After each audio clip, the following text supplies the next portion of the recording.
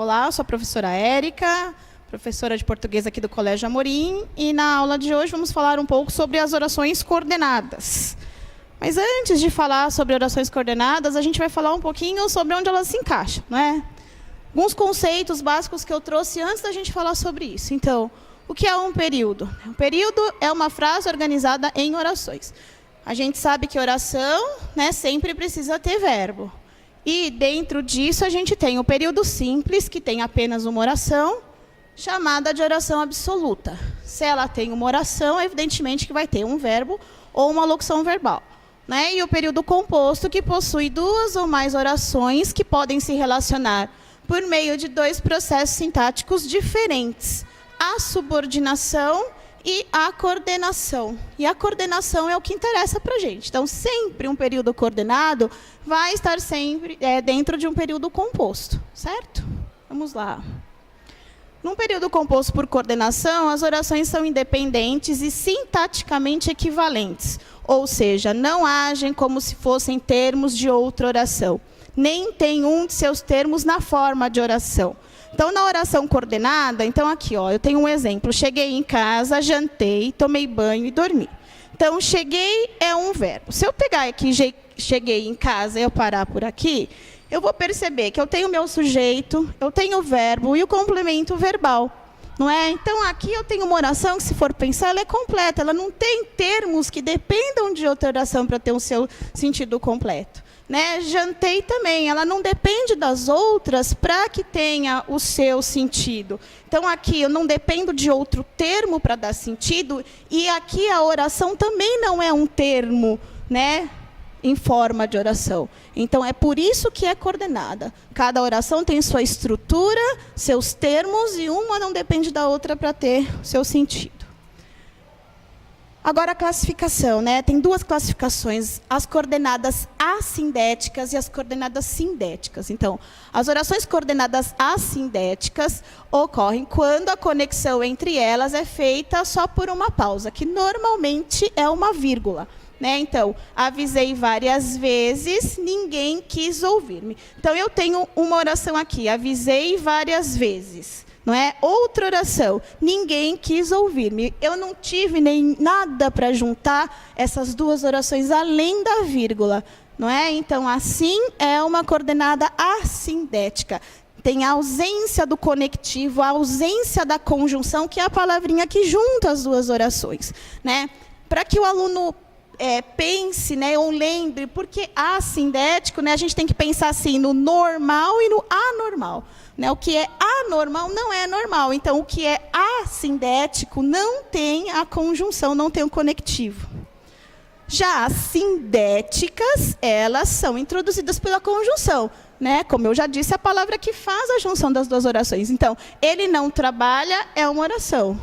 Não é? Então, a palavra que juntou, né, com essa outra oração é o nem. Então, o nem é a conjunção. Então, aqui eu tenho uma coordenada assindética, ele não trabalha, certo? Nem estuda, eu tenho uma coordenada sindética, porque há a presença da conjunção aqui. Nas coordenadas sindéticas existe uma classificação. São 5 tipos de coordenadas sindéticas que a gente tem. Começando pelas aditivas, que é a mais comum, né? São as que indicam fatos ou acontecimentos dispostos em sequência. Né? As conjunções coordenativas mais comuns são o em, o nem, o não só com o mas também. Né? Se a gente pensa em aditiva, a gente pensa logo em adição.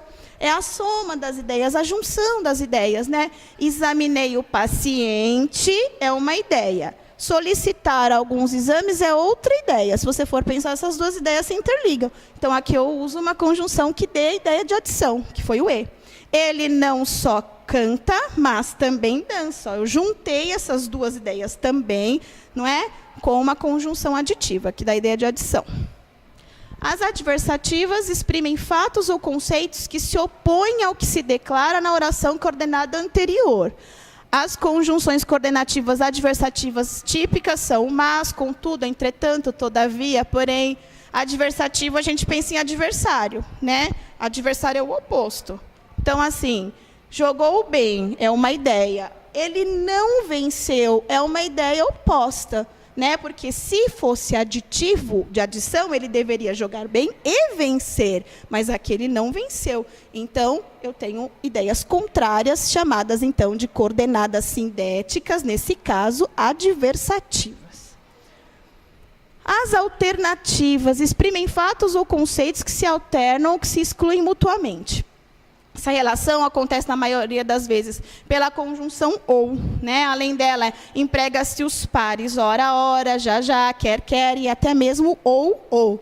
Alternativa, né? Você tem a escolha, ou você faz isso, ou você faz aquilo, né? Você pode escolher, então, fale baixo ou saia da sala. Eu tenho duas alternativas aqui, né? Ou eu falo baixo, ou eu vou sair da sala.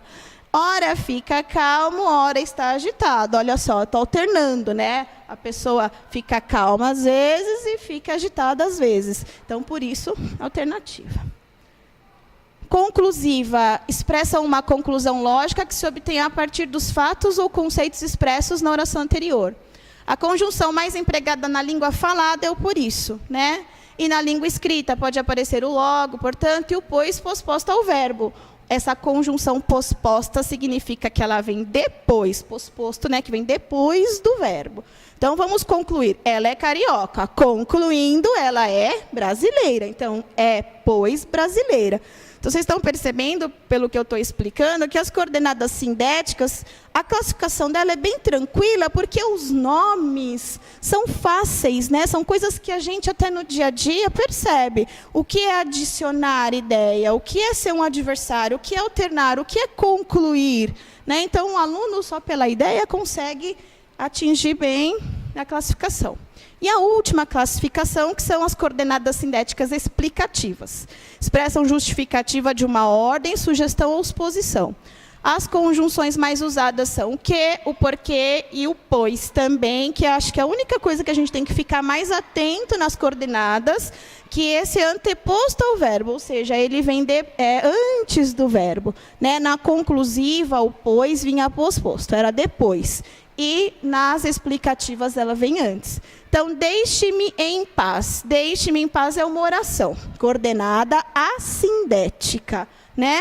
Que eu tenho que estudar. Estou explicando por que eu quero que você me deixe em paz. A conjunção que liga esta oração com esta é o quê? Uma conjunção explicativa, não é? E a classificação dessa, então, é coordenada sindética explicativa, certo? Vocês perceberam que é bem simples, é bem tranquilo, né? Não fiquem tão presos à questão da conjunção, e sim do significado daquela oração. O que ela significa? Qual é a ideia que essa oração passa?